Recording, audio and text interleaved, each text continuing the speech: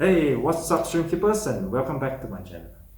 So as you can see today, I'm very honored to be, in John Reekie's place. He has invited me over to actually come to take a look at his stream setup. He's based in South Africa, and one of the things that that I have already seen his stream setup and his stream room, it is amazing. It is really amazing, and I would like to share this opportunity, to actually showcase some of his stuff, some of his streams, and of course, get him to tell you guys a little bit more about his journey in terms of his stream breeding. Because when he first told me his journey, it is really, really amazing. It is something that is not the norm that get people to start. So John, really appreciate taking time off today to actually have me here in your house. Really appreciate it. So maybe for a start, can you maybe introduce yourself in terms of your stream breeding or your stream keeping hobby, how it first all started off, and then share with us, after you started off, what is your next progression, what you want to do, and where you want to end up to be. So, John. Right.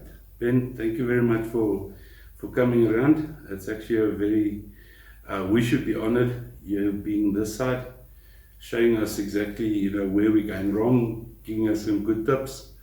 I actually started off with, my son actually started off with a few shrimps. He intrigued me, every night we would lie flat on our tummies and look at the shrimps.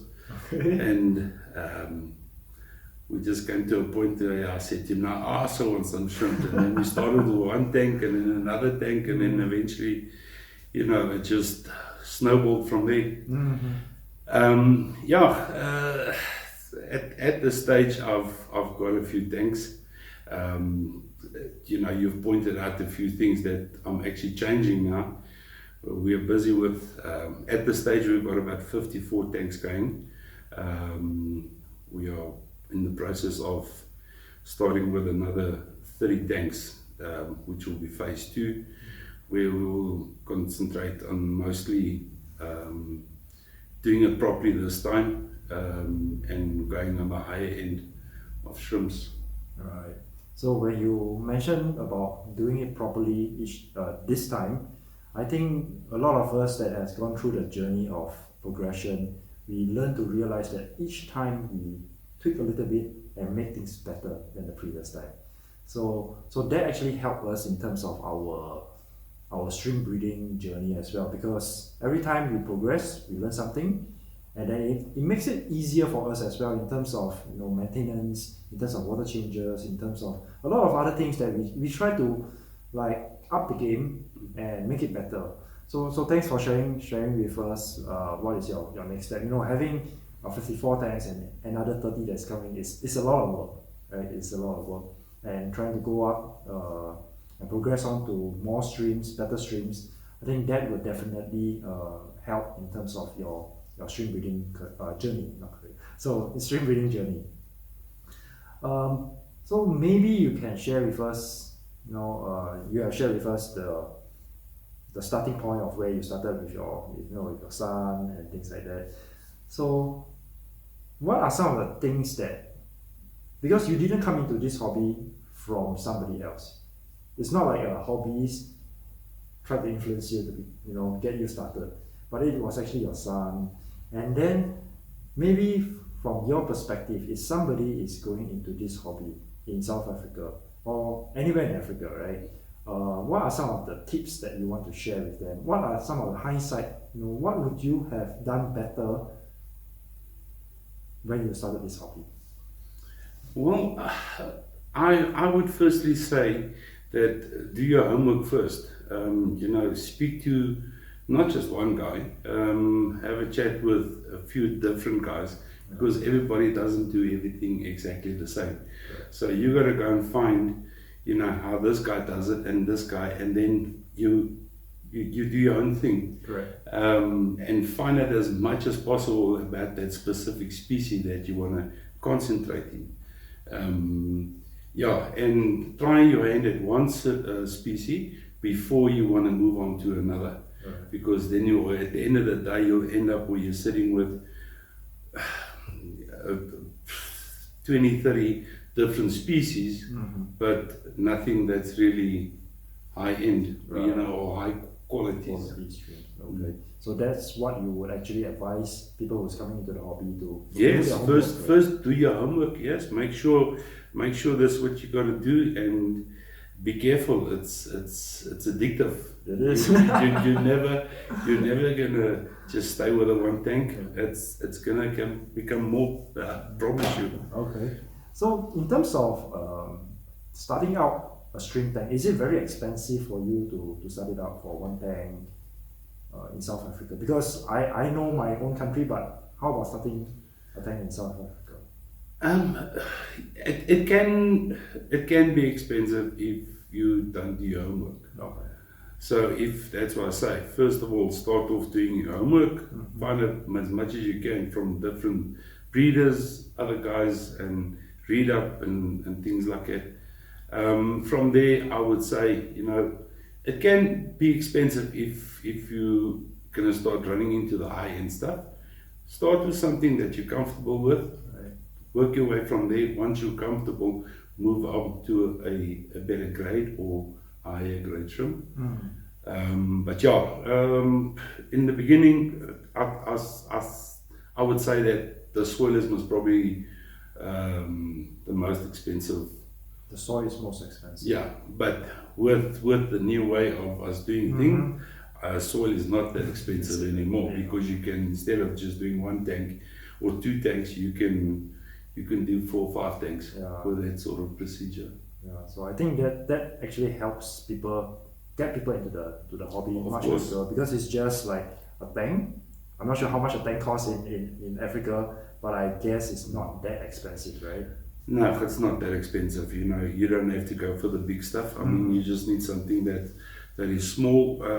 I would say if you start with a 2 foot, 1.5 foot, you can start with, and then work your way up. Yeah.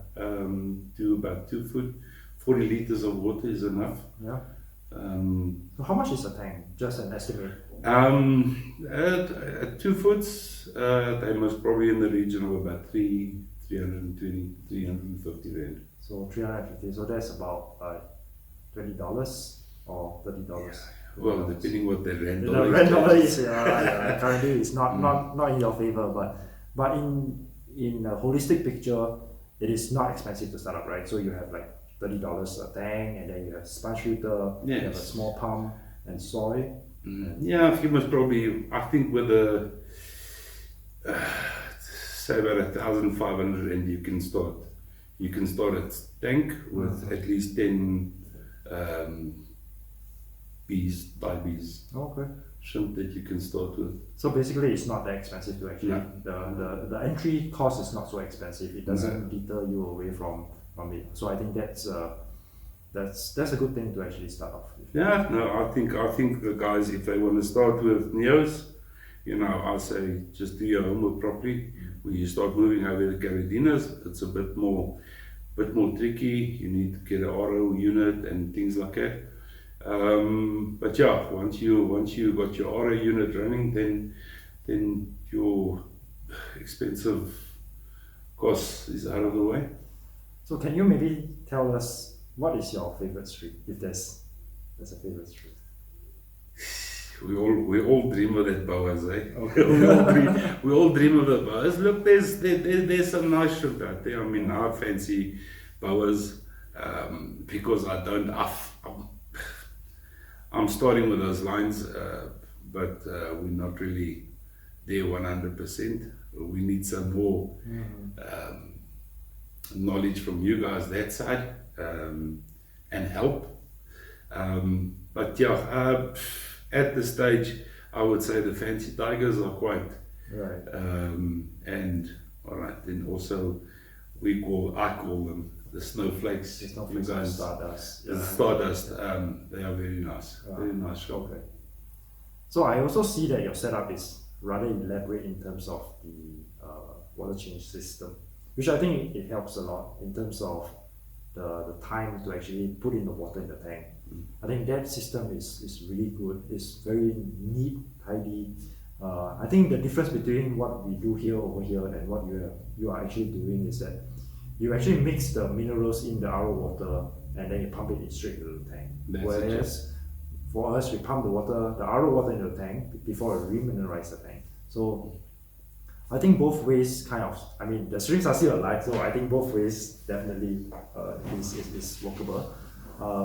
So what would you think from an infrastructure standpoint? Because from a hobby standpoint, let's say when we started off with one tank, we wouldn't think of an elaborate, water change system. So at what point did you want to go over that stage, and say that, no, I have to do it right this time? It started off with the first 3 tanks we started off, then we got another 12 tanks, and then I said to myself, no, 12 tanks, water change, bucket system, not gonna work. So then I modified the framework so that I can actually get the pipes connected onto the frame, and then from there, with the second set of tanks that we put up, we just automatically went that route. We just increased the container sizes so we can actually make more RO water. So at this stage we're doing about 600 liters. What I usually do, I will make up the RO water and remineralize already. Got a circulating pump that I run through, so I'm making up about 300 liters at a shot or at a time, and then from there I'll pump it into a secondary tank. The secondary tank will then feed the tanks that I'm doing the water changes on, and in that time I will be able to, with a 90-gallon RO system that I've got, I will be making up the second batch of RO water, and I already put the remineralizer in the water, so by the time it's full, it's already cycled and everything is dissolved. So another question. If let's say you have all the tanks already set up, but not the water system with your pipes and things like that, will it be more difficult to install the water system after you have all the racks and things up?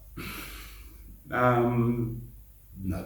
Okay. You can do it after. You can still do it after that. The only thing is you won't be able to do it against the frame. You'll have to roll bolt or modify it and put it against the wall, and then you can still work from there. Yeah, I think the reason for me asking this is because some hobbies, they may have started it and they are very eager and they have all the racks, the tanks and the streams, they put it all in, and then they start to learn that, actually I need to do a water system. No, you can do that. You can do that after you've installed your tanks. All you need to do is just get yourself 2 brackets or 3 brackets depending on the size of your tanks. Put up the bracket, clip it in, and then just work from there. So how important is it in terms of maintenance, your daily processes or your weekly processes? How important is all this infrastructure? It helps me a lot because I, like I said, Saturday, Sundays, I'm in the shrimp room busy with something, doing water changes and things like that. But during the week we're quite busy. But Saturday, Sundays, I most probably can do a water change on those 54 tanks in 5 hours, 4 hours. Wow, okay. Then I would be doing the filters and draining and filling and everything sorted. Right. So you can do your water changes on them. That's good. So is there any last word of advice to new hobbies that is going to come into this hobby before we end this episode? Yes. Well, there's a lot, but the most important thing is try and don't overcomplicate things. Keep it simple and keep everything stable. Right. Consistency is key, and patience. By changing water parameters and changing, a lot of guys, they find that this guy shrimps is tedious, is X amount, and they're trying to chase this, or the pH, they're trying to chase the pH, and they use all this pH up, pH down, and it's, I say it's wrong, because your shrimp will eventually adapt, and then they will just fall in. Everything will just fall in place. Yes, exactly. But by chasing something, you just disrupting the shrimp. They will uncomfortable. They're never going to settle down to breed. You won't get them. Yeah.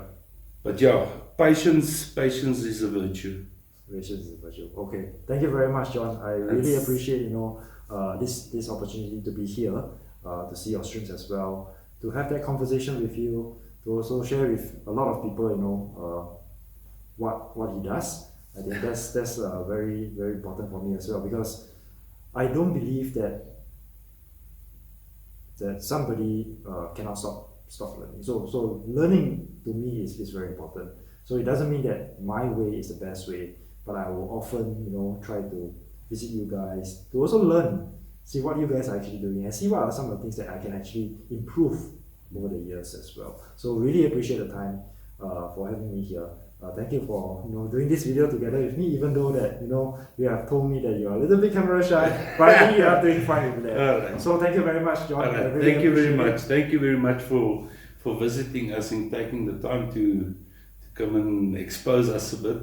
Yeah. So at least we get a bit of exposure that side. But yeah, thank you very much for your time. All right. So thank you guys. And if you are new to this channel, please remember to subscribe. And if you like this video, please remember to thumbs up. And this is John, Reekie, and peace out. Cheers.